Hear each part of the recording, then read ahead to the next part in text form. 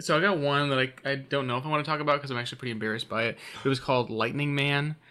When I was a kid in Oklahoma, I imagined this man who looks kind of like Mysterio from Spider-Man, but his body's made of lightning. And I claimed that I saw him multiple times over the course of probably 3 years. And then he just became the go-to boogeyman for me. And I don't know, after a while, I just kind of forgot about him. But that was Lightning Man. Lightning Man? So wait, this was in Oklahoma that you... It started in Oklahoma. My family took a family trip? Yeah, well said. My family took a trip to Oklahoma to hang out with my grandparents one summer. And on the way, there was a guy up on a power line. It's probably just a maintenance guy. But I only saw him out of the corner of my eye. And I don't know if he was wearing a helmet or something. But that's where it started. I claimed that I saw Lightning Man up on a power pole. And then after that, it was just saw him everywhere. How old were you? Was it 6 25. Okay. That was just last year. That was yesterday. He's sitting right next to me. I've just grown to love him. David is Lightning Man. Hashtag David is confirmed. David is Lightning Boy, if anything. Oh my god. All right, David. What is something that absolutely frightened you when you were younger? I mean, I don't like heights, so. But aside from that, I remember my parents had rented a movie, and I guess they didn't think about me being really young because the movie was The Mummy. Oh no! And I was 5 or 6 years old. The Scorpion King? And no, The Mummy. The one with Brendan Fraser, the legend Brendan Fraser. Yeah, the one with Brendan Fraser. Oh, I love him. And what a hunk, dude. And I was just pooping my pants the whole movie. That's so much poop. Because it's wow. I'm just a little kid, and I believe everything that's in it. So I believe, all the zombies are real. All the little scarabs bugs were the worst. Oh, yes. Yes. And so good. I think that may have tied into me already not liking bugs because I'm allergic to wasps, and I almost died to one. So those scarabs, the fact that they crawl under your skin and go and eat your brain from the inside, that just terrified me, and I couldn't sleep for a week. Oh. So for me, I mean, this is embarrassing, but my real legitimate fear was pool vacuums. I was horrified of what we called sucker machines, where they would just clean the bottom of the pool. But oh my God, I remember just looking down, I'd see them in the depths and it'd be horrifying. It's like a kraken down there.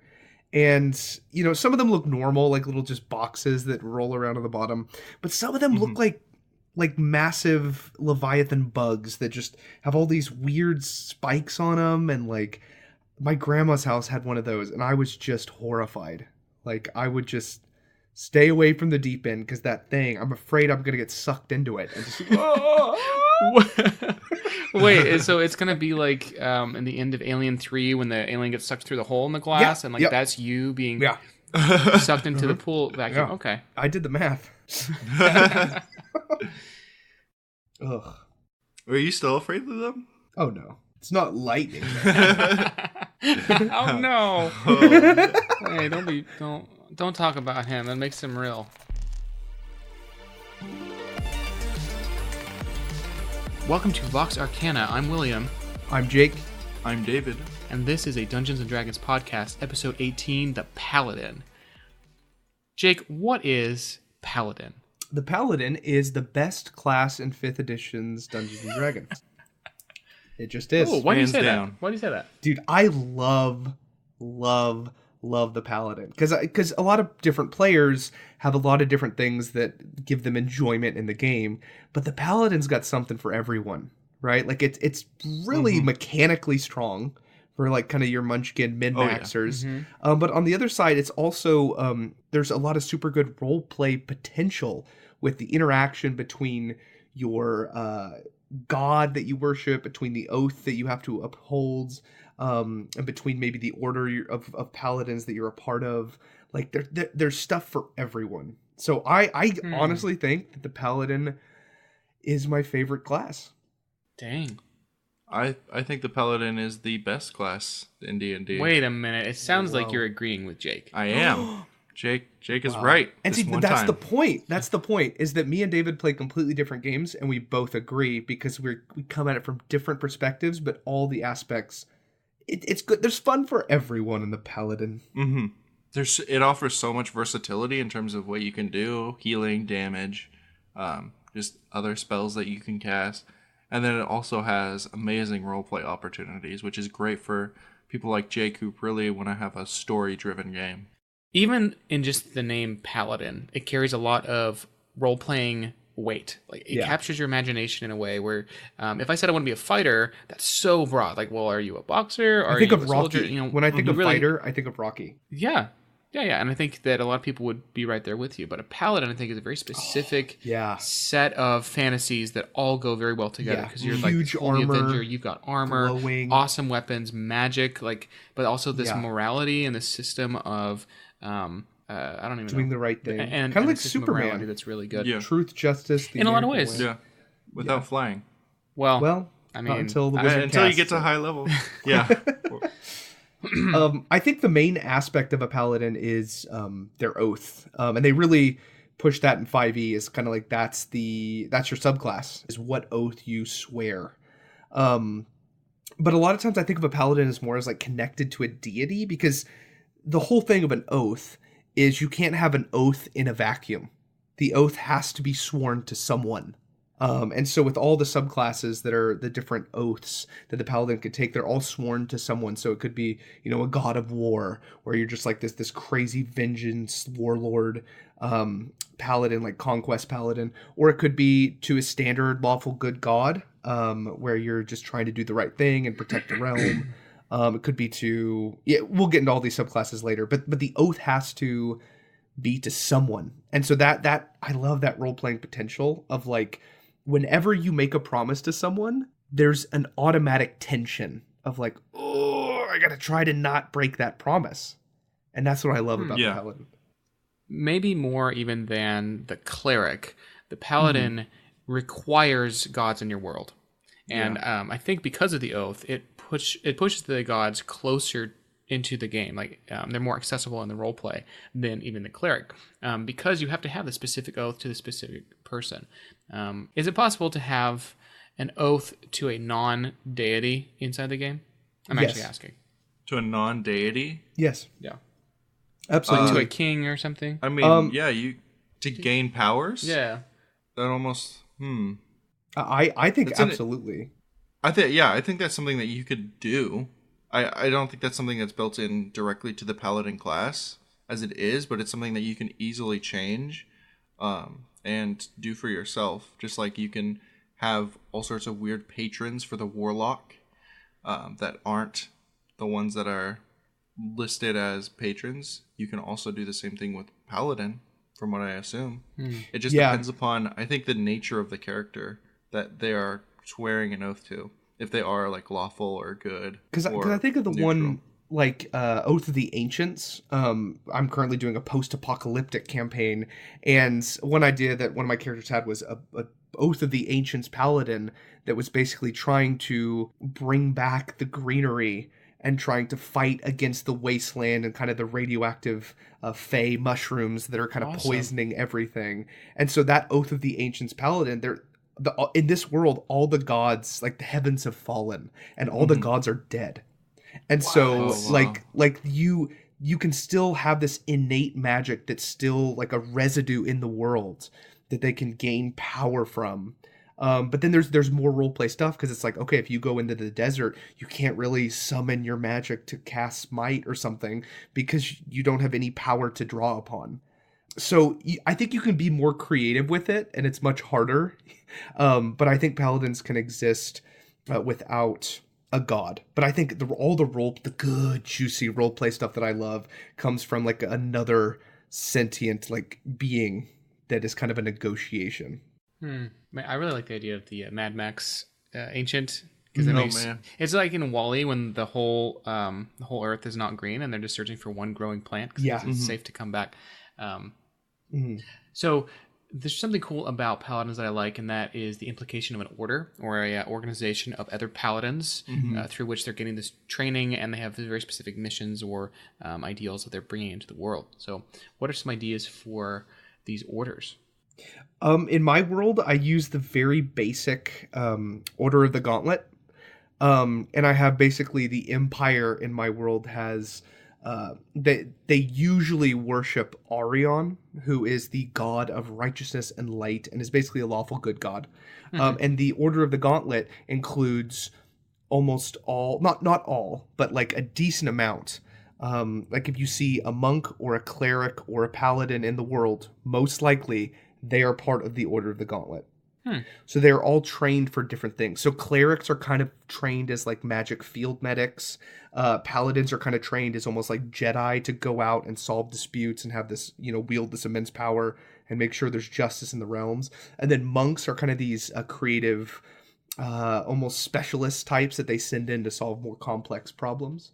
But the Order of the Gauntlet is kind of what does all of that stuff in my world. So if anyone says I want to be a paladin, like standard, it's like, okay, yeah, you're going to be part of the order. Would there be room in your organization for a divine pact warlock? Yes. Oh yeah, absolutely. I think especially later as the order starts to be reformed and some weird stuff starts happening, because you can technically also be a vengeance paladin. Like say the Order of the Gauntlet, there's like this big thing where maybe giants come down from the hills and slaughter all these gnomes in these villages. Then the Order would go, okay, we have all these Oath of Vengeance paladins that we will send there because we need their divine wrath to bring justice to the, because of the death of these gnomes and the senseless slaughter, and they need to push back the giants. And so they kind of have different, it's very bureaucratic, and they have, different people for different tasks, and the different classes are sent on different missions. But yeah, it's a very big part of my world. So you're saying that within one organization, you have all the different oaths? Not all of them. I don't think an Oath of Conquest would fit. And an Oath of Ancients would be a maybe. But like the Pacifist Paladin, or like especially Oath of Devotion, Oath of the Crown, Oath of Vengeance, all fit in like a glove to this kind of bureaucratic peacekeeping order. Because I always imagined that different organizations would have different types of paladins, but I really like what you're positing, Jake, where you have one big organization and then almost branches, like the FBI versus the NSA something like that. I'm also thinking about you could have different orders run by different countries where they serve a god in order to gain that god's power. So you would have one country would be the Oath of Vengeance Paladins, and that would be kind of their military, and where they draw their strength from is from like a god of vengeance, because they need someone to compete with the other rival gods in the world, who are the other factions who are drawing power from these different gods. So that's how they get their I guess strength and power. I'm really excited for the potential world building opportunities. Like I always realize this when we're reading through the class descriptions, where the existence of a class in your world precludes the existence of certain types of world building that you must do. Yeah. Like having a paladin, now we have factions, and we have these different oaths, and even factions within factions. Pantheon of gods, yeah. Right, like you have to have gods in D&D, and at least define how they interact with mortals. I think the great thing about the Paladin is, I mean, we've already mentioned it, but just all these hooks. Like, all of us are talking about some kind of very different things, but all of us are just nodding our heads and being like, yeah, that's the Paladin. And so it's so cool that this class can be so robust and can work in so many different worlds, and inspires certain world building and faction creating. I think another cool thing about the Paladin is there's almost an arc built into most of them, where they either have a quest to complete or an injustice to avenge. Like they almost have a built-in arc in that they have to complete this quest. And so when the dungeon master is like building the campaign or thinking about different plot points to put in, like the Paladin is kind of front and center with like their personal story affecting the plot. What do you guys think? Oh no, I totally agree. I think that that's it has a way that it automatically is already tied into the world just because of what type of paladin you choose and how they got there. Hmm. And I think that's really cool. I think one of my other favorite things about the paladin is that it's very defined. So the paladin is someone who, they swear an oath to a god and a certain kind of style, vengeance, peace, whatever. And then they're also, highly trained using magic and healing and all of that.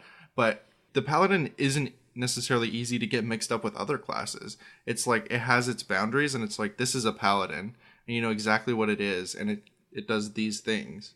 And I think that it's nice that it has very definitive boundaries. Yeah, I think the paladin has become almost a trope in like pop culture and like especially within geekdom. Like people know what a paladin is. I think I'm so drawn to the paladin because the first time I ever started playing World of Warcraft, I picked the paladin, and that's all I played the whole time I played WoW was like, and I loved it, right? Because it was so like, you feel like you're the good guy, and it's like, okay, justice, like, oh, I'm, doing righteous holy damage and all this stuff. It just felt so cool. But if you look at real world counterparts, it's pretty hard to find anything like the paladin, unless you look at like maybe the Knights Templar or something like that. Even then, not really. Yeah, and that's not a good comparison really. And so, but the paladin, for most geeks or nerds or whatever, everyone's like, oh yeah, a paladin, like it's not even a question. And I think that speaks to kind of the, I don't know, the building of these cliches from when Dungeons and Dragons first started, or role-playing games first started coming on the scene, that the paladin became this cliche. But that cliche turns into what we call lawful stupid. So we have to talk about this. What do you guys think of the cliche, the trope that paladins are just these knights in shining armor that have to be good old-fashioned Boy Scouts, that have to be lawful good, and will kind of break down the nuance of the party? What do you think of lawful stupid? So I'm always really frustrated by this idea. I've seen it in a couple live streams and a few podcasts where it's like, oh, this guy's playing the paladin, and so all he does is annoyingly loudly pray for people, or run around and like be offended by small infractions of his beliefs. And I think this came from Arthurian legends, where you have like these children's books written based on the real legends, right? Like whatever that means, that are very stripped down, and the knights are this embodiment of just goodness. And they don't do bad things. They don't drink or smoke or do any written by bad good Christian authors, yeah. Yeah, right. But then I think there's been a cartoonization maybe of that type of character, of this knight who's just this bumbling doofus. I don't know if Monty Python and the Holy Grail has to do with that. But I can think of cartoons like DuckTales, like stuff in the 80s, where they had this bumbling idiot character. And somehow this got attached to the idea of a paladin being like so morally good, but like they have no street smarts. They have no idea how to behave in the real world. That they're just very silly. So I personally just detest the entire trope because I think it's shallow and it's uncreative. Yeah. I think it's almost an example of what I like to call reverse outrage, where this happens a lot on social media. You'll see one comment on, let's say on Facebook, and it has a bunch of angry reacts, and it goes right to the top just because the most people reacted to it because it was the most absurd comment.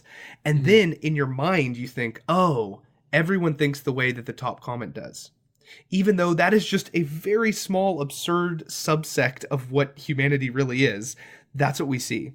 And so I think this paladin trope of lawful stupid has come from reverse outrage, because the more I think about it, like everyone's like, oh yeah, lawful stupid, haha, you want to be a lawful stupid paladin.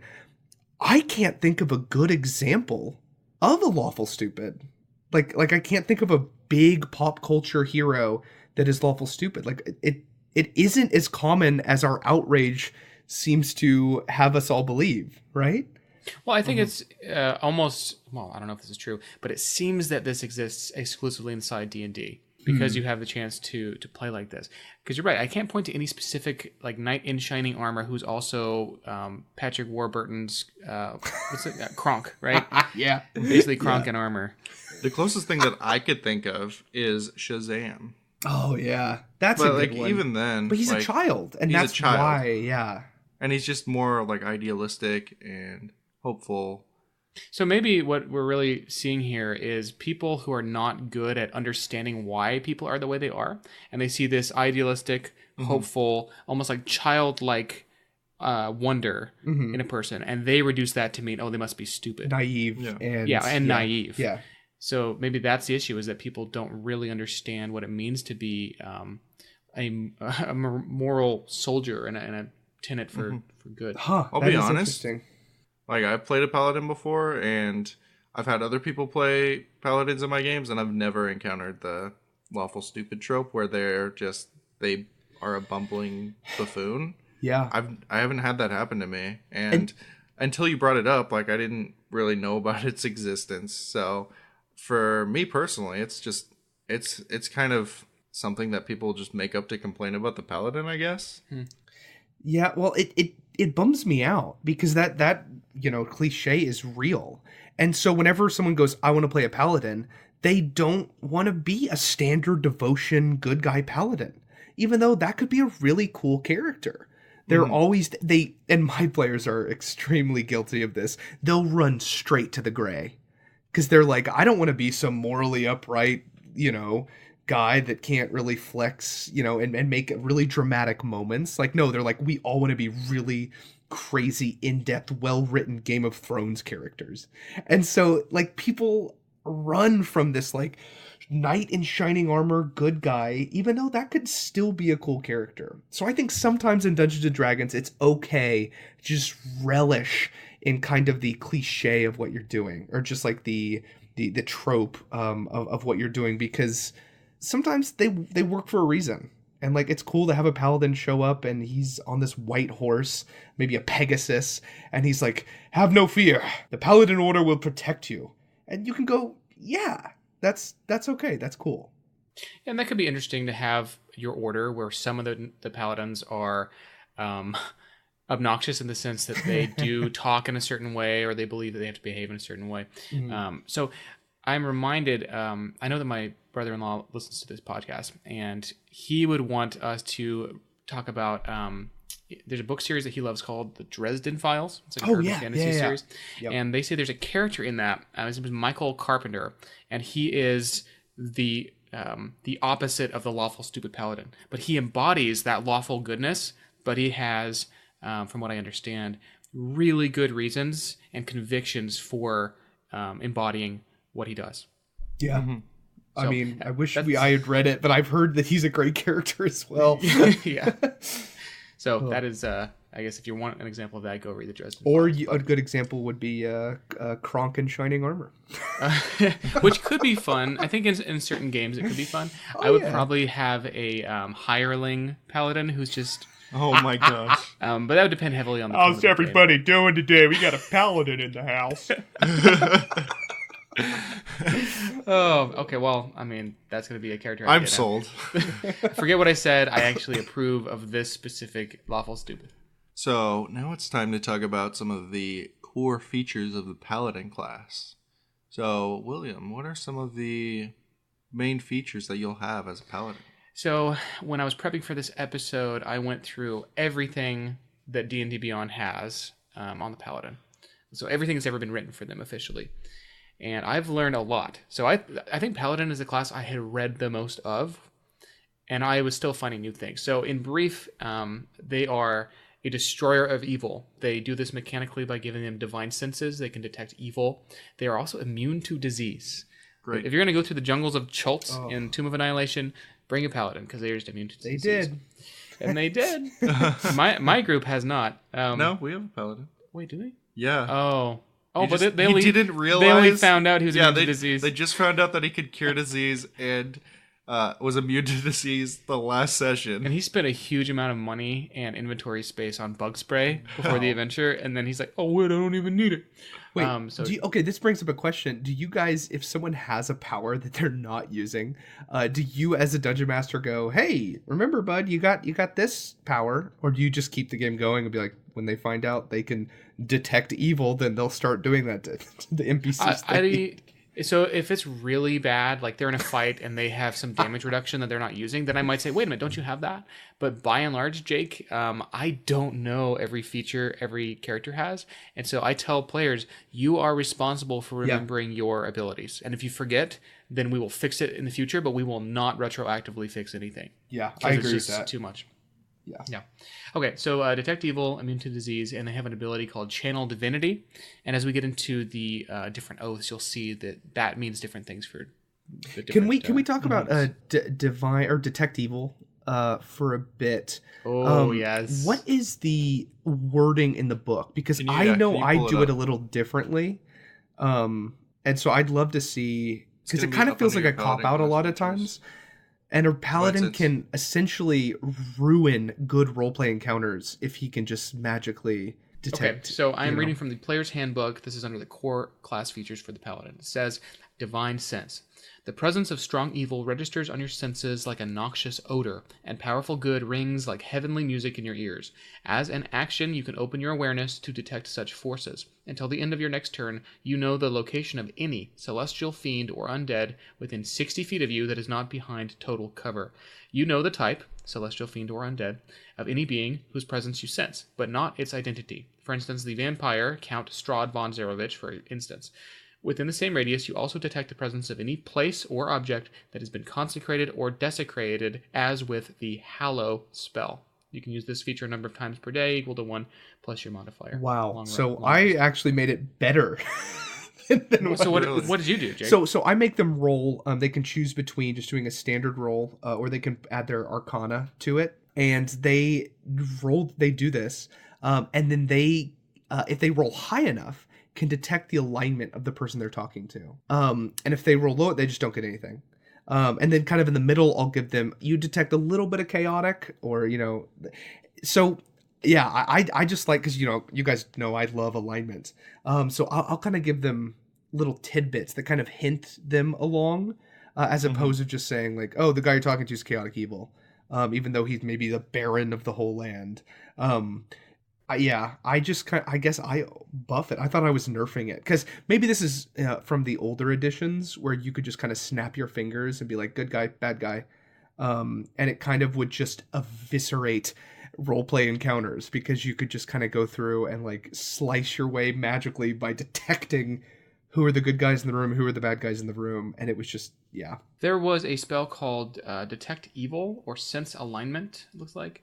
Mm-hmm. And that one actually would give you it behaved the way you're making this feature behave. Yeah. But that's not in 5e as far as I can tell. Mm-hmm. All right, so that is the Destroyer of Evil. That's embodying the fantasy. Next, they have the Blesser of Allies. That's what I'm calling it. That's because they have Lay on Hands, and they have auras. And an aura is just sort of like a holy... I don't know what you call it. That's an aura. It radiates out from you, and it affects your allies. Yeah, it's not good to define words with themselves as it comes. It's just like a magical, I don't want to say barrier, but it is like, it's something that permeates from you. Radiates out. Yeah. It's like you're radiating different types of magic. Yeah. Lay on Hands, I feel like, is a super cool feature, because it's just like an emergency heal. Like, it's hard to kind of spec into a paladin as like a pure healer. I guess you could do it. I've never seen that. But like the Lay on Hands is just like it's such a good emergency thing. And I've seen it used for like very, very strategic ways. Like I've seen it almost in horrific ways, where like the Oath of Vengeance paladin will like start torturing someone, and then we'll Lay on Hands them to get them back up, and then we'll just repeat that process until they get the information they want. That was probably the most Vengeance paladin thing I've seen someone do. But yeah, I love Lay on Hands, because it's such a emergency, like, good thing in their pocket that you can trust for them to use. In addition to healing hit points, it can also remove diseases and poisons. And there are, a couple days ago, in our last session of Tomb of Annihilation, the players came across a camp of a bunch of Order of the Gauntlet guys, and all of them are either sick in bed because of disease, or they're just covered in poisons and like they're sick. They're just not well off. Yeah. And what I didn't expect is that they spent two or 3 days at the camp healing every single person and removing every single disease from the people. While the death curse was ticking them off each time? Yes. Wow. Like they're just so eager. You guys must have a nicer party than us. Yeah, so I was surprised. But I got to see the effectiveness of lay on hands for just cleansing poisons. Because you only have to expend 5 hit points worth of healing from your pool to make that happen. Mm-hmm. So that is the lay on hands. And then we'll talk about RS coming up. Next is the Powerful Warrior. You get this with fighting styles and multiple attacks. So in some ways, a Paladin is like a fighter, but I think they're I don't know if they're as good as a fighter necessarily, but they have so many more tricks to do, especially when you get to smite spells. They're just powerhouses. Guys, Paladins are the perfect class. They're a little OP sometimes. They're really good. They're good at what they do. They're not. What's the perfect class, David? What's the perfect class? Yeah. What do you mean by perfect? Look at him. He's like, it doesn't exist. I haven't created it yet. The perfect class doesn't exist. Okay, so I said the Paladin's perfect. You said it's really good, but it's not perfect. So what, in your opinion, would be perfect? Ooh. It's going to drop you Ooh. like that. Why you got to do me dirty like that? Pull the lever, Kronk. I mean, the Paladin is a perfect class. Okay, now we're talking. So, in my opinion, it does everything that a class should do. It has, really unique and cool abilities. It has great storytelling opportunities within the class built into it. It has utility. It has a great essence for what it is as just this strong warrior defending an alignment. So in that sense, it is a perfect class because it does what it's meant to do, and it does it really well. Mm-hmm. But I don't think it's the perfect class in that it does everything that a class could possibly ever do. Wait, so what? It doesn't. It's not a One-stop shop for everything because in it's a D&D. class. I mean, you can't have a single... Wait. Okay, so it sounds like, David, you're saying that to be a perfect class, it would have to be capable of doing literally anything in the game expertly well. Oh, wait, hold on. Yes. The Dungeon Master is therefore the perfect class. Exactly. Oh, I always suspected. Oh, man. Oh, okay, that was a fun little diversion. So you get fighting style. When you hit second level, you choose either defense, dueling, great weapon fighting, or protection. So that's nice. You just get to choose how you want to be. I think you should probably choose either defense or protection because all the paladins I see are tanks. Oh, They're really? The front line. Most of the paladins I've seen have been just real heavy damage dealers. Sluggers. If you choose great weapon fighting, it's so good because let's say you're fighting with a great axe, which rolls a d12. When you roll a 1 or a 2, you get to re-roll it. Yeah. And because you're rolling a d12, that's just going to increase your average. It's like having advantage on damage rolls. So, almost. I this is a sidebar. Speaking of D12 damage on a weapon, are you familiar with Mike Merle's Greyhawk Initiative that he came up with a couple months ago? Yes. Okay, so I've been reading up on it because Initiative is kind of a miniature hobby of mine where I'm trying to figure out the best way to handle it because I think that the rules as written in 5e are trash. Because, well, just because roll initiative, then everybody rolls and you write it down and you go down this list. It's just not very interactive. It's not very, it's not where I want it to be. So I was reading about Greyhawk Initiative and then I read somebody's comment on the Reddit page where it was. And he said, instead of doing all the crap Mike did, Mr. Merles, Mark Merles. He said you should just have weapon speed be determined by your damage die. And instead of counting up to 20, is the best initiative, now you'd say 1 is the highest initiative. And so if you're attacking with a dagger, you roll a d4. So you're going to be attacking faster. And if you're swinging a great sword, that's a d12, most likely you'll wind up lower in the initiative order. And I thought that was a really just clean way to capture the feeling and change the decisions people might make about what weapon they're rolling for that round. Huh. That's Obviously interesting. you're gonna have multiple. Yeah, I haven't tried it yet. Yeah, that's just a little too much math for me. I just like giving them the option of like you can either use your dex modifier for your initiative or your intellect. Because I like the idea of a really smart person being able to figure out how to go quicker. Why wouldn't it be wisdom? Because wisdom is more like perception and it's very sensory.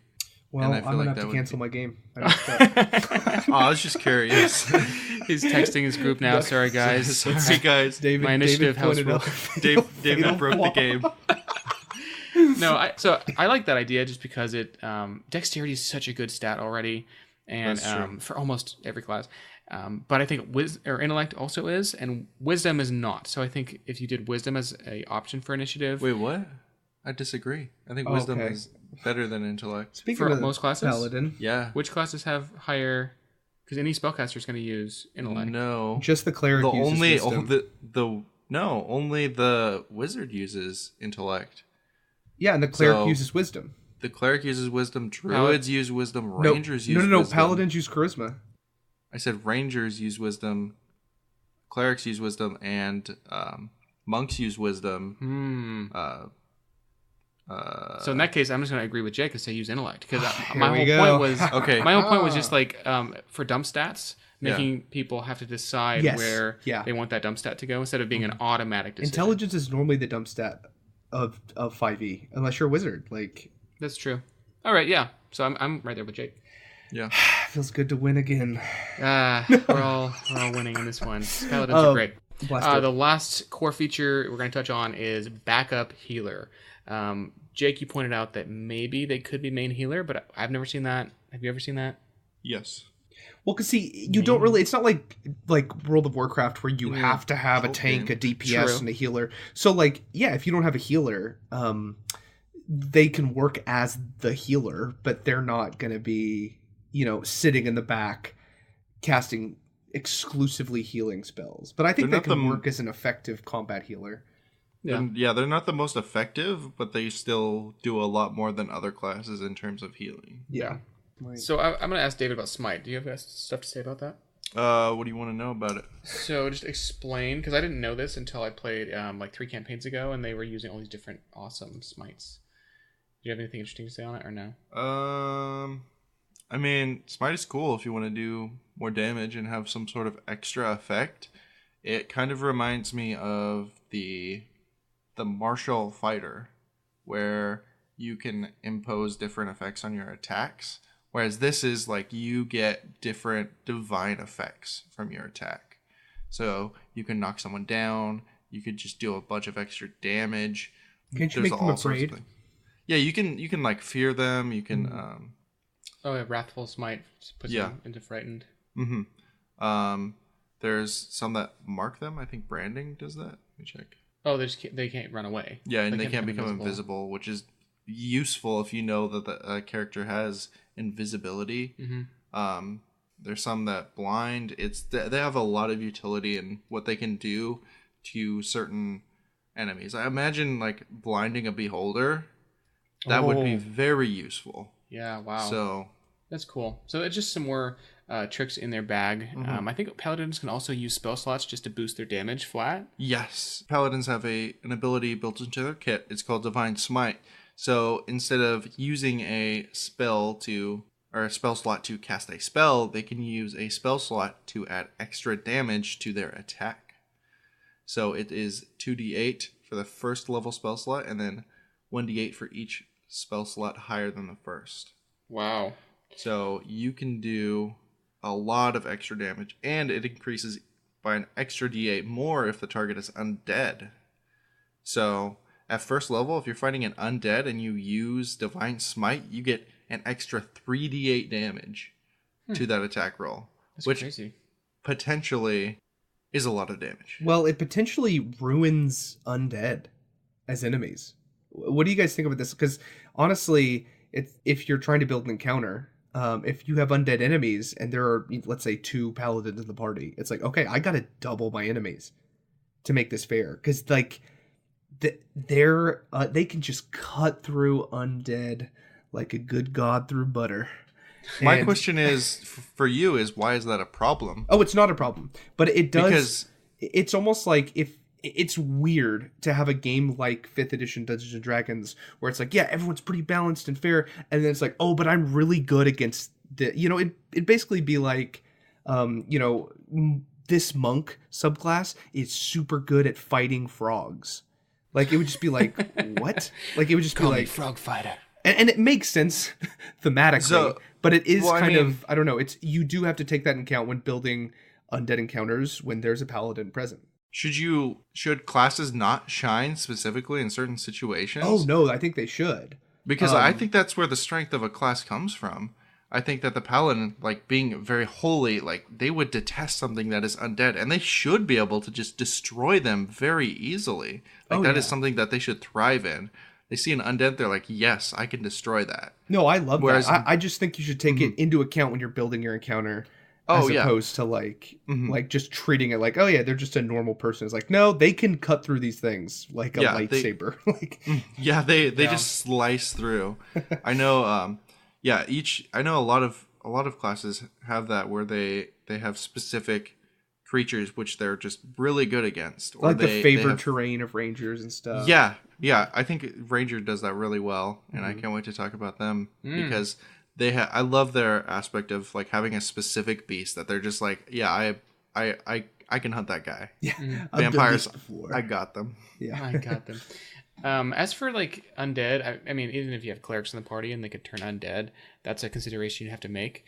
I forget who it was. Maybe it was somebody on a blog, and they said they threw a massive encounter with a bunch of like CR 1/4 zombies, and the cleric just turned them all and killed like 300 zombies in a round. And he was like, well, the encounter is gone. But once again, I would argue the balance in D&D doesn't exist, and that goes both ways. Because like me personally, trying to make a world seem believable, and if there's just a crypt and there's undead there, then you're just gonna bring a paladin because they're better. Yeah. And if there's just like 1,000 goblins, then bring a ranger with volley and just get it done. Get it done. I'm Gretch the Goblin Killer. Build a campaign around around people for hire who just go and solve very specific problems that their group is good at solving. I want to mention on D&D Beyond yesterday, they posted an article all about ghouls and ghasts. And there's so much about D&D that I don't know, specifically monsters. And ghouls and ghasts have an ability called Turn Defiance, and they basically have advantage on saving throws against turn undead effects. So I don't know if that works with the paladin necessarily, but you could just mix and match your undead, because there's a lot of undead in this game. Oh yeah. Surely you can find a way to challenge a paladin. Yeah. Absolutely. Yeah. All right, so as far as subclasses go for the paladin, they each have a different sacred oath that they make. And the first one is the conquest paladin. So, Will, what is the conquest paladin? The conquest paladin is someone who's made an oath to conquer and destroy. So I call this pushed too far, because they seek to crush the forces of chaos really at any cost. I've written out the tenets on these so we can get an idea of the flavor of them. So every oath has different tenets, which are sort of like rules that they live by, or a motto, or however you want to think about it. So for conquest, they say, douse the flames of hope, rule with an iron fist, and strength above all. Like, just with those tenets, you could build a faction that's really frightening. Oh yeah. Yeah. Because I think of this, and I think of my table has been talking about doing a level 20 one shot, just to see what it's like at level 20. Because my campaigns tend to end in like the mid-teens, because it just gets unwieldy at that high. And so I think this is the top class and subclass, the Conquest Paladin, that I would want to play at level 20. Because it's all about the power, the strength above all, the dominating your enemies. The capstone ability for this class is called like the Avatar of Conquest. And you just like destroy everything. Everyone is afraid of you. This one is just, it is frightening. Oh, so every paladin has an aura. And the aura of conquest from this, it says creatures that are frightened can no longer run away, and they take damage just by being near you. So normally frightened can be annoying because stuff kind of scatters away, but they actually just stay where they are, pee their pants, and then you walk up and kill them. Like, this makes you what are they called? Dark Troopers from Star Wars. Oh, yeah. Because this is the Empire. Like, douse the flames of hope. This is the Empire from Star Wars. And you just walk the battlefield, frightening everybody, and just annihilating them. Strength above all. So I disagree, because this class seems like it's like, oh yeah, you want to be an evil paladin, be conquest. While that is a natural path to take, obviously, I like the idea of a conquest paladin in a specific campaign being like lawful good. Like, imagine going into the Underdark. It would be great to have a conquest paladin that's ready just to slay all the evil things that are down there.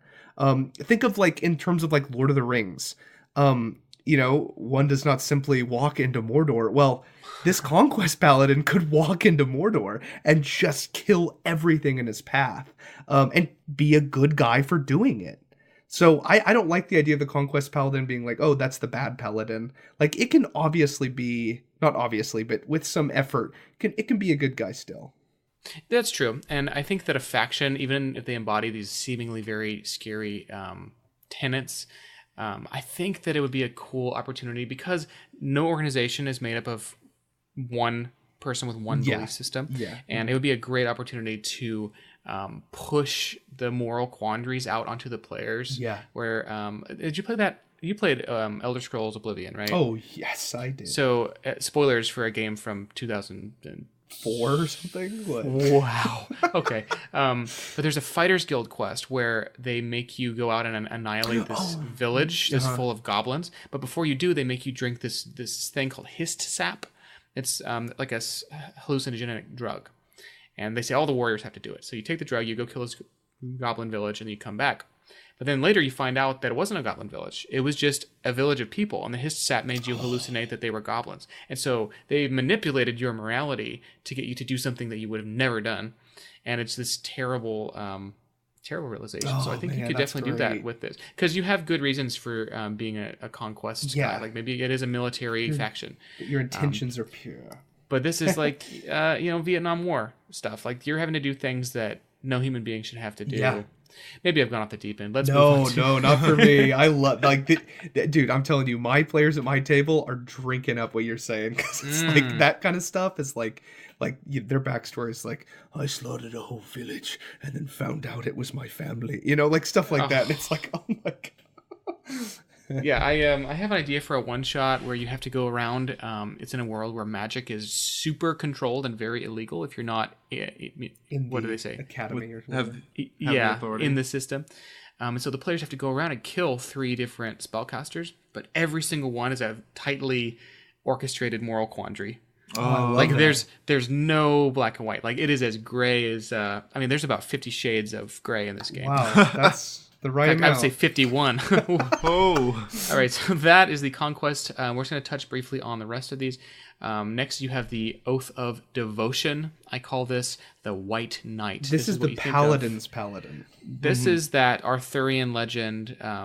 This is the Superman class. Their tenets are honesty, courage, compassion, honor, and duty. Yeah. So if you want to be a good boy, you should be a devotion. Dude, people avoid this, though. This is the one I was talking about, because they're like, I want to play kind of this crazy, cool paladin with all these twists and defiance of tropes. When it's like, dude, sometimes just like, I don't know. I want to see more of these in my campaigns. Like, just a standard good guy, white knight, devotion paladin. But if my players don't, then I'm just going to introduce Kronk in shining armor, and he'll fill that gap for me. So yeah, I would love to see somebody really play the devotion paladin and role play out what it means to be honest when you're in situations where that's going to be the harder thing to do. Yeah. Or have compassion for people who have no compassion for you. Like, this could be really interesting, I think, in the right game with the right GM. But in your average D&D game, it's like, I got to be honest, so I'm just going to tell the mayor that we're lying to that we're actually lying to him and ruin the party's fun, because I'm lawful Kronk. Lawful Kronk. It's a t-shirt idea right there.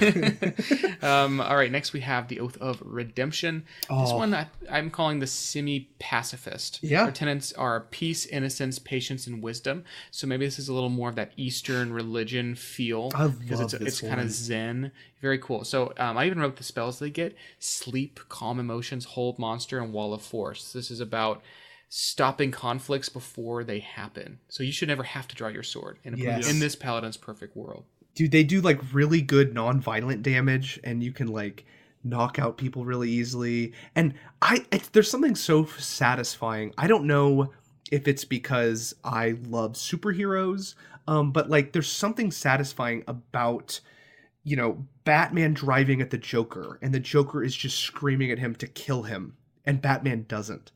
Like, there's just something about that is so good, you know? And I loved, now that I think about it, I might want to do a level 21 shot as a redemption paladin. Oh. Like, and you just trying to stop these, you know, demigods from fighting each other, and like trying to do the right thing, and like your ideals are held above everything. Oh, I love this one.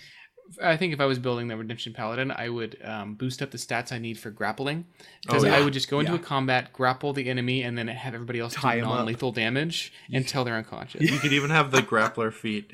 Yes. Yeah. Which makes you like a luchador Batman. And I love the idea of at the end of a campaign going back to like a huge maybe like prison of like your kingdom or whatever, and just seeing all the enemies alive in prison. Like that would be so satisfying instead of like a pile of corpses that a standard D&D party leaves in its wake. That's true. Wow. It's a subversion of the murder hobo, and I think I've never seen it played, and I've certainly never seen it played well. So before we talk about the next subclass, let's just take a little break. It's been almost 20 episodes, and I think we're starting to hit our stride. So if you guys are listening right now, we want to hear from you. Do you have any ideas for episode topics? Any question vault questions?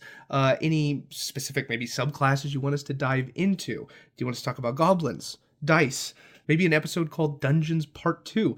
Let us know by emailing us at voxarcanapodcast@gmail.com. Use the subject line topics.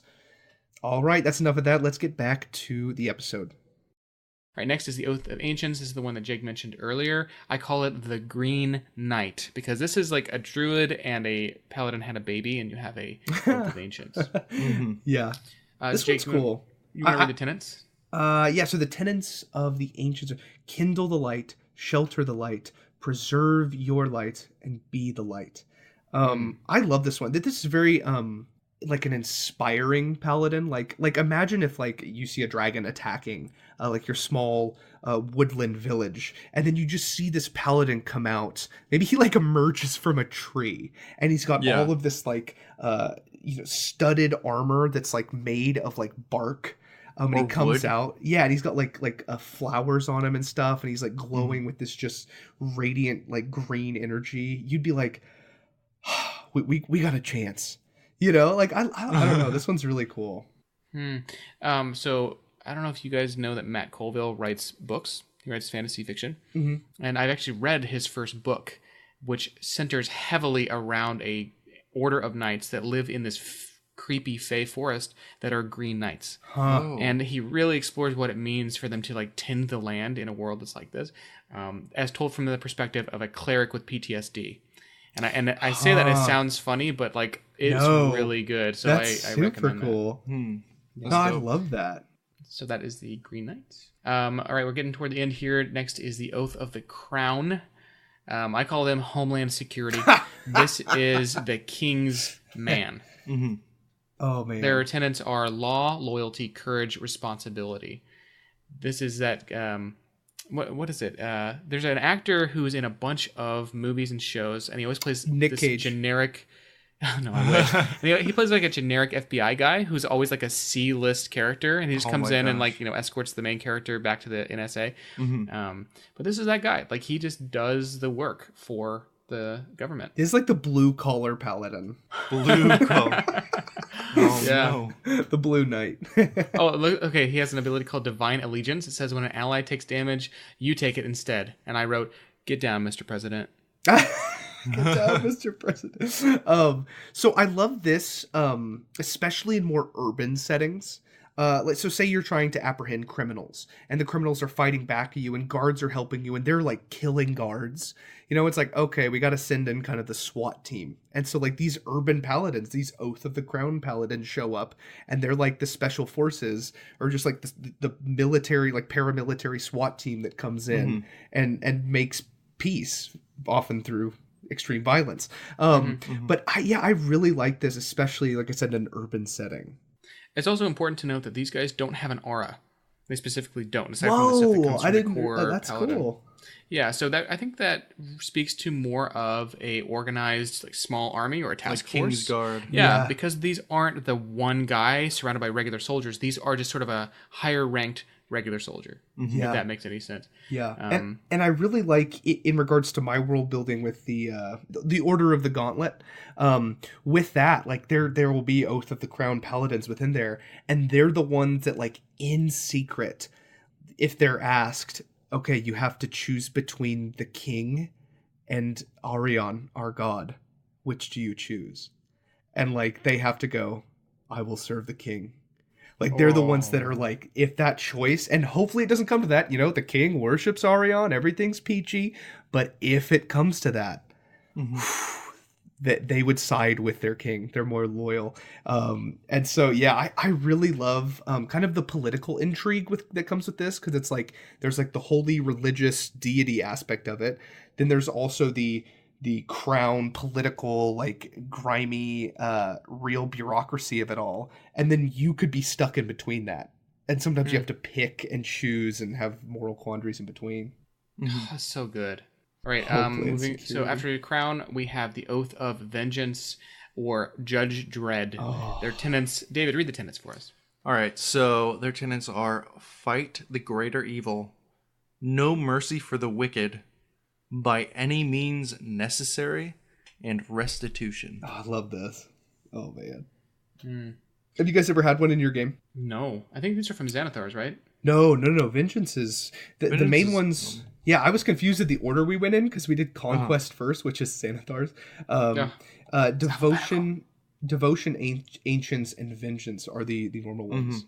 That's for you, yeah. Actually, I have had a paladin in my game who was this. He went from... he called himself... Eadric the Pure. He actually stole his name from a Hearthstone card, I later learned, so I was pretty mad. He went from Eadric the Pure to Eadric the Vengeful, I believe. And he just kind of changed his character. I don't know. In the story, there wasn't really enough time that had passed for him to really grapple with anything that had happened. It was like one day he just decided he was vengeful and just killed people. So it was okay. I like this. I've had 2 or 3 Vengeance Paladins in my games, and I've got to tell the story of one of them, my first one. He basically started off as like kind of a devotion paladin, but then he's just like, okay, we got to stop this demon invasion, and came more like he was the Vengeance Paladin. He had this big 2-hander weapon and was doing a ton of damage. And then he rolled 2 nat 1s in a row, and essentially a like mind flayer like sucked his soul out. What? But then someone saved him, and so at the last second his soul came back in, but he like lost all his paladin powers. Like that's when the god Arion like stopped giving him holy powers, because she's like, okay, he's too far gone now. And so he made a deal with the pure neutral god of luck, kind of like this Loki type god, that gave all of his powers back, but instead they didn't do holy damage anymore. They did, I think, fire damage or something. So he switched and kind of had this like moment where he had to choose, like this god's coming up to him flipping a coin in his dreams and is like, you know what, kid, I'll help you out. And it's kind of almost like a warlock, almost like a deal with the devil, to get your powers back. But his character was really, really great, because at the end he ended up surviving and going back and reforming the Order of the Gauntlet to be what it's supposed to be, instead of this like lawful good kind of high horse thing, and kind of balancing it out. So yeah, I love messing with people's oaths, because I think oaths are there to be a tension point.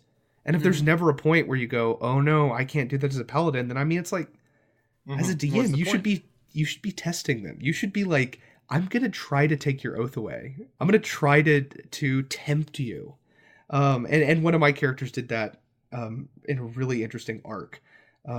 So yeah, my vengeance paladins have been pretty great. They almost feel pretty standard, like they're almost conquest light paladins.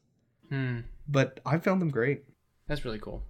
The last one we have, I don't even know if it counts as an oath because it is an oath breaker paladin.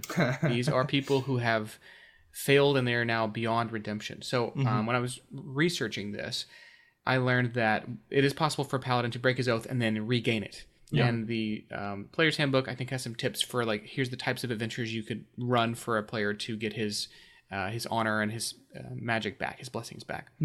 But maybe if something catastrophic has happened in the life of this paladin, they become an oathbreaker, and specifically they have no tenants, and their spells are very dark. They become almost like an entirely new class. Because they have, like, for spells, inflict wounds, darkness, animate dead, and contagion. Like, these are just harming people and playing with the dead. Their channel divinity now controls undead instead of rebuking them. And I love that. There's also this very hot topic type ability, like the mall store. It's called Dreadful Aspect. It says, channel your dark emotions into an explosion that frightens everyone within 30 feet. Which, I mean, I've met teenagers like that. I do that all the time. Speaking of teenagers, they have the aura of hate. So the paladin and any fiends and undead nearby gain a bonus to their melee weapon damage. So their little posse of creepy friends can just hurt you more. Well, and their capstone ability is called Edgelord. Oh wait, no, it's Dreadlord. Dreadlord, sorry. Aura of Gloom. They reduce bright light to dim, which is weird. So edgy. Frightened enemies that start their turn in the aura take a bunch of psychic damage. Creatures that rely on sight have disadvantage in the aura, and the paladin can use a bonus action to make the shadows actually come to life and attack. This is like the Goth Knight. the darkest night. The Gothist. The Gothist Knight. This really reminds me of. First off, I think these make really good villains because they kind of have a tragic like fall from grace. Yeah. And this also reminds me from a cultural character from fiction. It's Sinestro from the Green Lantern comics. He was a Green Lantern, but then he saw that there'd be more power if he put on a yellow ring that controlled fear instead of willpower. And so he used that fear to manipulate and start fighting from a different perspective.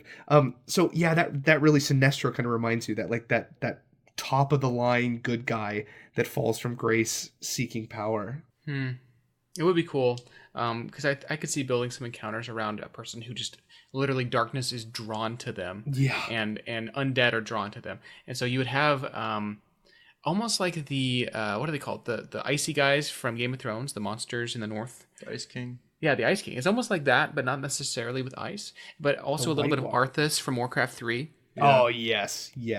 And who doesn't love that kind of fall from grace story arc? Oh, yeah. Fantastic.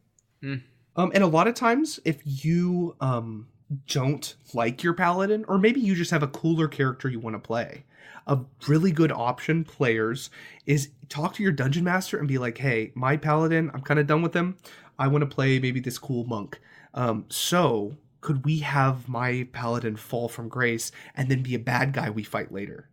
And yeah, making an old character that was once one of your party members and potentially friends being this dreadlord oathbreaker coming towards you, there's so much drama there and so much cinematic stuff to work with. You were my brother, Anakin.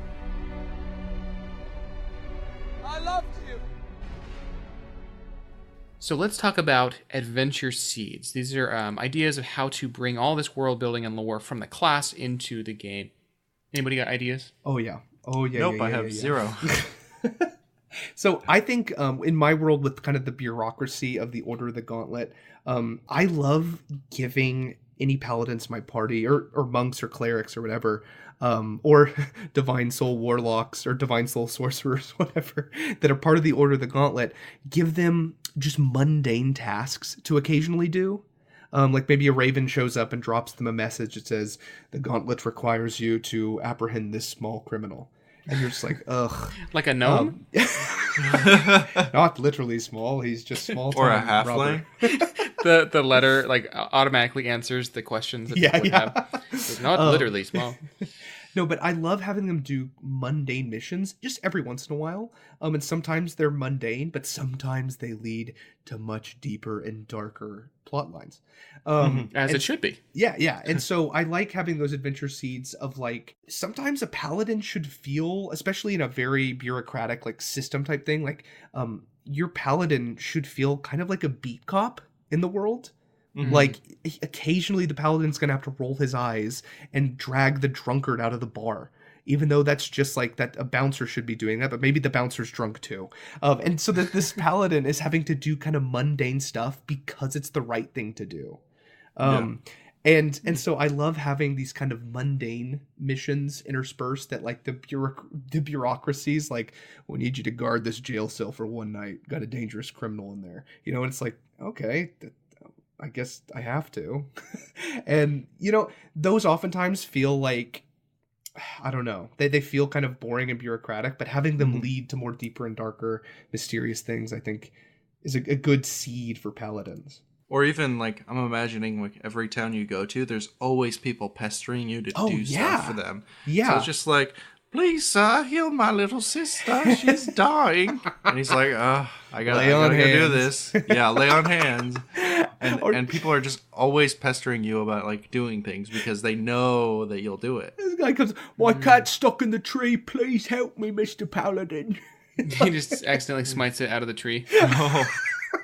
No, that's interesting because I like the idea of whenever you get into an urban setting, maybe you would have a list of like 50 annoying tasks that somebody approaches the paladin to do for them. Oh, yeah. And some of them, like you're saying, would go deeper and have intrigue and stuff attached to it. But by and large, it's like guard this jail cell or like go in this basement because somebody raised a bunch of undead down here. Like it'll take you 30 minutes. And that's just could be a way to just use up their resources and really make the paladin feel like they're part of a world that needs them.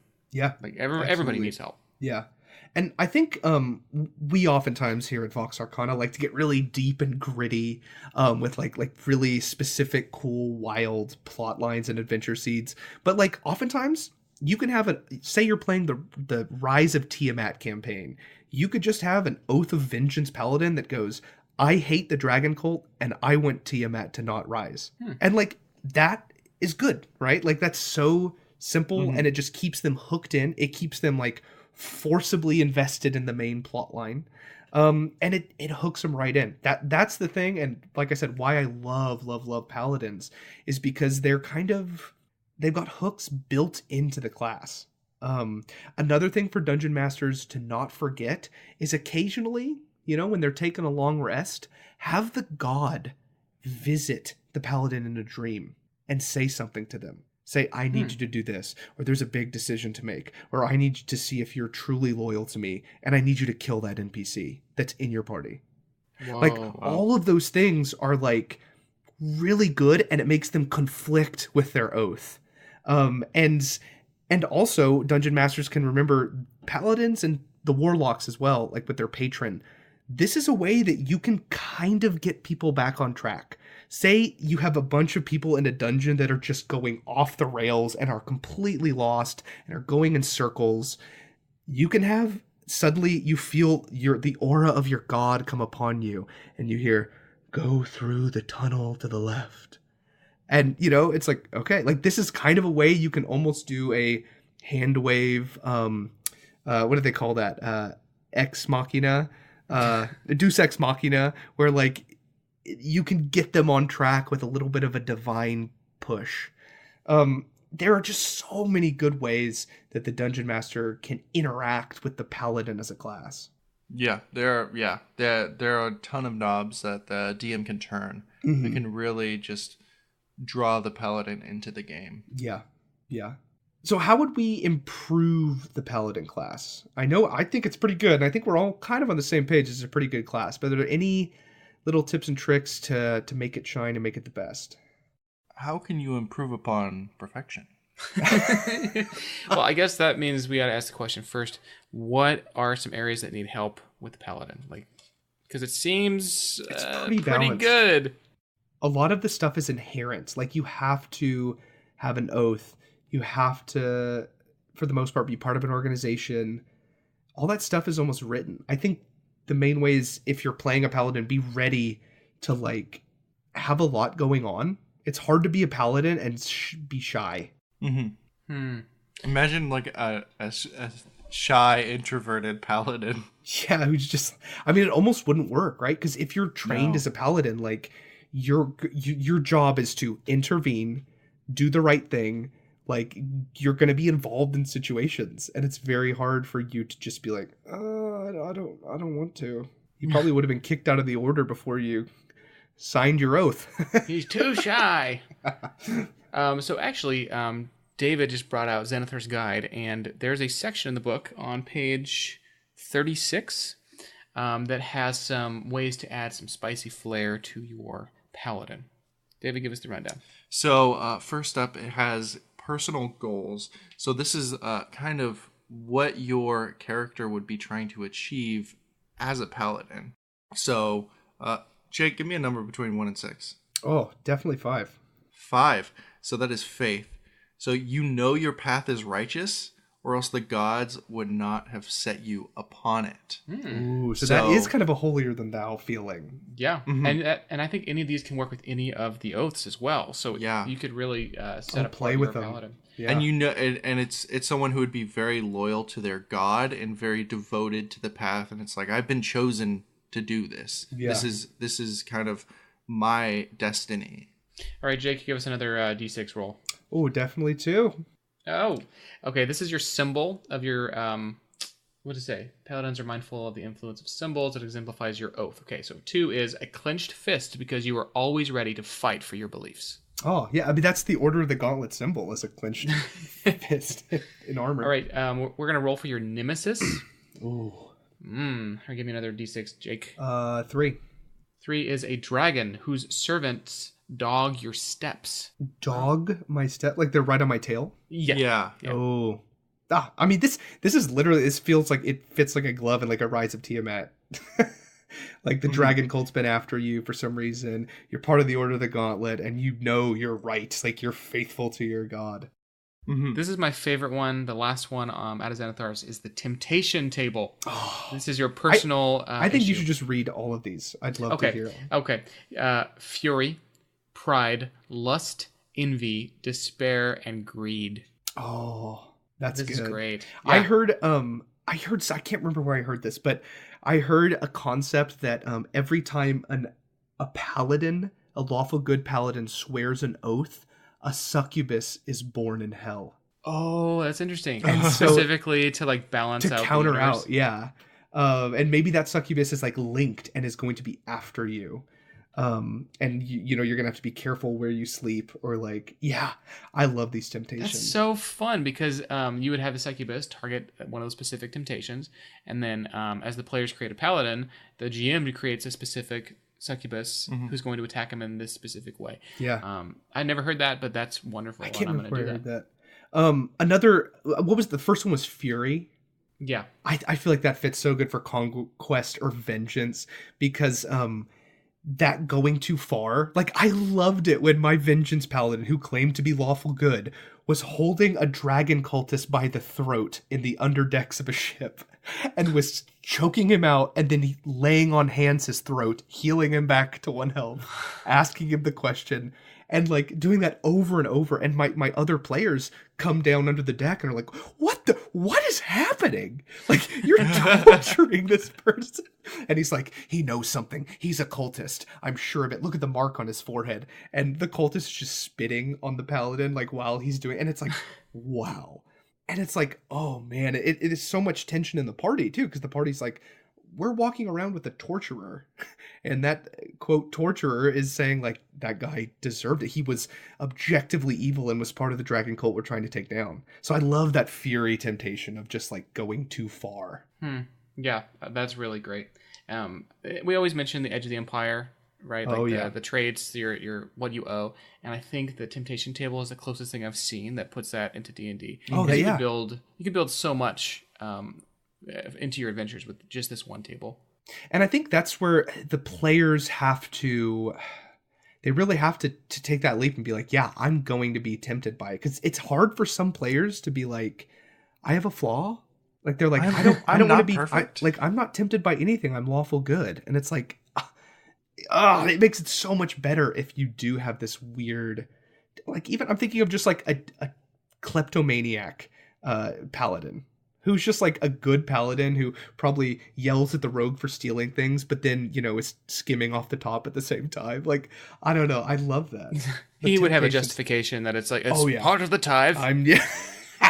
It's part of the tithe. Don't worry. It's going straight to the God of good. All right. Oh man, can we just like make this happen? Oh, okay. So I guess the way we'd improve the paladin is by just reading Xanathar's, because it's going to make your game better. To finish off, do we have any cool character concepts for paladins that we haven't already talked about? So in terms of like just going a little more unique, you could have an inquisitor paladin. Mm-hmm. So this would be someone who is probably someone who works for the crown, and maybe they have multi-classed into the rogue inquisitor, and they're just trying to seek out people who would be disloyal to the crown or the god that they serve, and they're trying to destroy them before they can even get a chance to usurp the throne. Oh, that's good. Or their god. Because you really focus on the lawfulness of the paladin. Mm-hmm. Like, you're just like, the law is more important. And then the people are telling you sob stories, and you're just like, I don't care. You broke the law and you'll pay. Yeah, that's a cool concept, like Inquisitor. I think for me, a super cool concept is someone who multi-classes into Paladin way later. And so maybe they were a rogue their whole life, or maybe they were a warlock, or maybe they were just like some whatever normal fighter. And then all of a sudden they suddenly decide later in life, maybe late into the campaign, to take an oath and to turn into like a good guy. Not even a good guy, but just take this oath and gain this new power and suddenly be able to do smites and stuff like that. I like someone taking an oath later in life.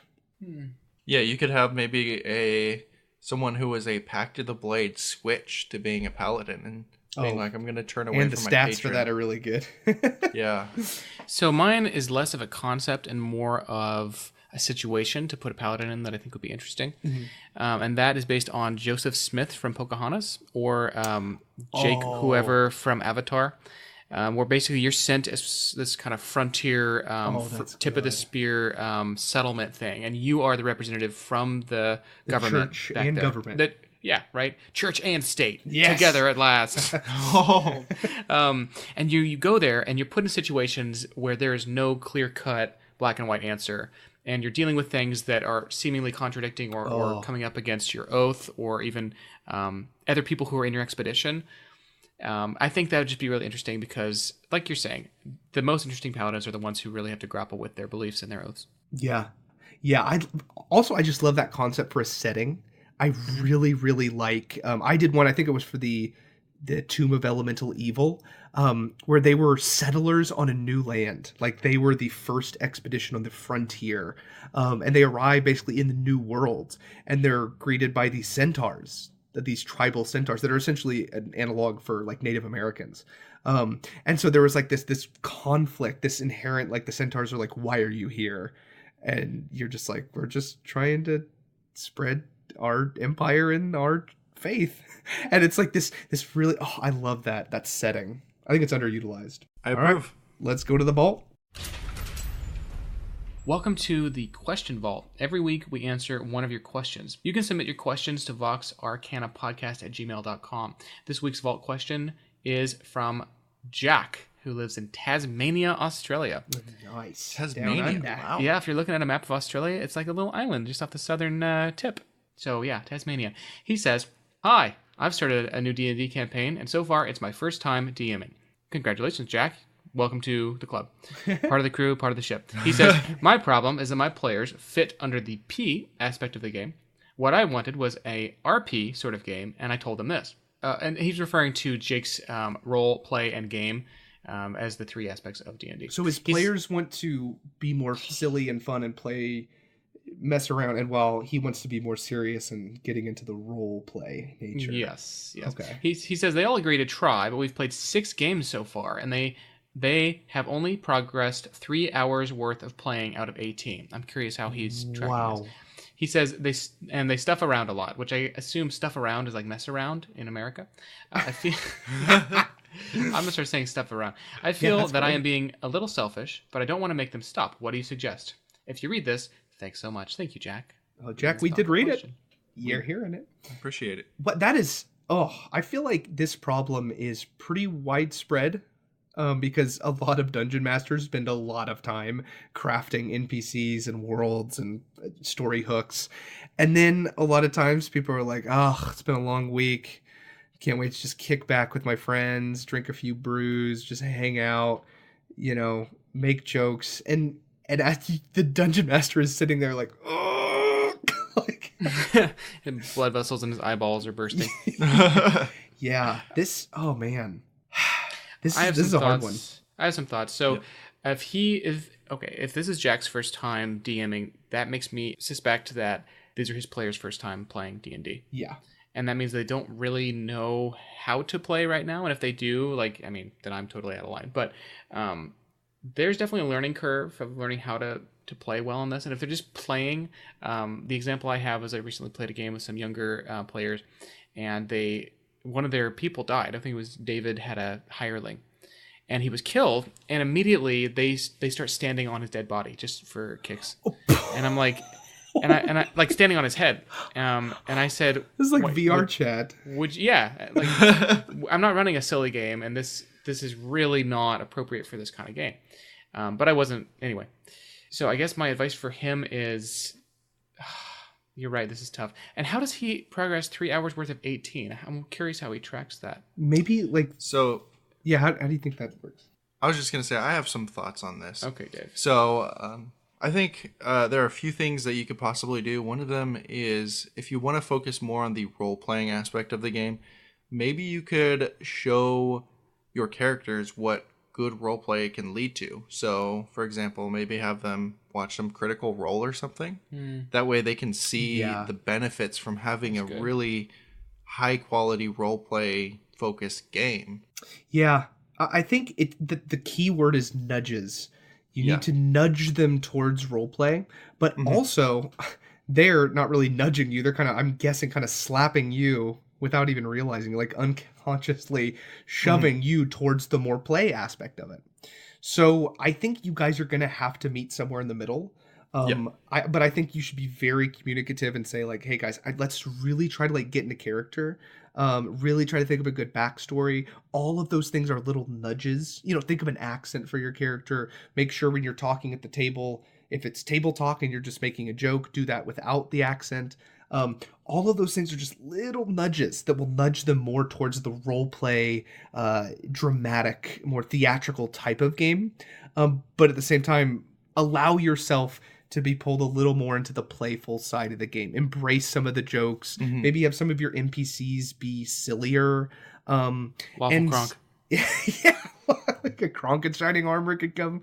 But all of those things, bottom line, you're going to have to meet in the middle, I think.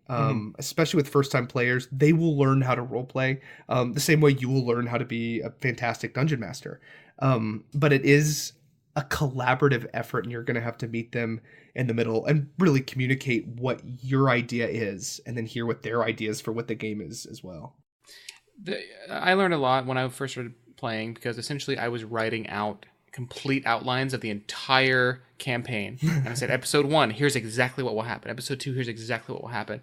And when the players don't go along with it, because they won't, I was really frustrated because I had prepped all this stuff that was just thrown away or changed completely. Yeah. And so I think letting go of your expectations and realize that you're not writing a story, you are playing a game with other people, and not treating it so seriously. It's easy to have my precious campaign syndrome where you just want it to go exactly how you want. And my sacred text. The sacred text. Just relax. Don't do it.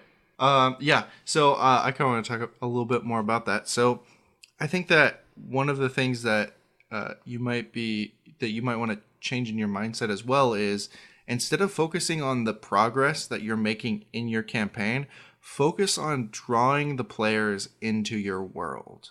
Focus on getting them immersed into the game. Because once they're immersed, the play aspect is going to start falling away, and people are going to want to be naturally more invested into the game and into their characters and into the world that you have built. So if you focus on more of immersing your players in this experience rather than focusing on like, well, we got to go to this location and then fight this creature and then do this, and you're not going to have as much fun because you're going to look at it as we didn't progress very far compared to the characters, and the players were really immersed tonight and they had a lot of fun, and we didn't make it very far into the story, but what we did do was really fun and really immersive and really roleplay focused. It's good. Yeah, just keep at it, keep nudging. And I think the longer you play, the game will just start to click more. But make sure you and your players both know what they want out of the game. Yeah. I'm glad that that Jack took the time to really talk to them, because that's a great first step. Yeah. And that was the question vault. All right, now it's time to mosey on down to review corner. So Do we have to mosey? Can we saunter? only moseying will be allowed. I think the Centaur natives would just canter over. Oh my. So every week we read our favorite 5-star review from iTunes. This week's review is this: Awesome as Heck by Ando359. Great title. Such good and useful info. These guys have such good chemistry. The podcast is so entertaining. Even if I wasn't into D&D, I could listen to them. Huh. Wow. Thanks, Ando. Thanks, That- Ando359. I'm feeling awesome as heck right now. Boy. I know I have too. Thank you for listening to Vox Arcana episode 18. I'm William. I'm Jake. And I'm David. We'll see you next time. If you want to follow us on Twitter, it's run by Jake. He's there every day. As far as I can tell, he's never not on Twitter. The Facebook and Instagram. The Instagram is run by me. If you want to see beautiful photos and concept art of a fantastic nature, our Instagram is at Vox Arcana Podcast. Our Facebook is the place to find articles and resources. This is where I post links to our blog articles and just things I find online that are interesting. That also is at Vox Arcana Podcast. If you have questions or just feedback of any kind, email us at voxarcanapodcast@gmail.com. The rumor that David is just a hand puppet voiced by me is not real, so please stop emailing us.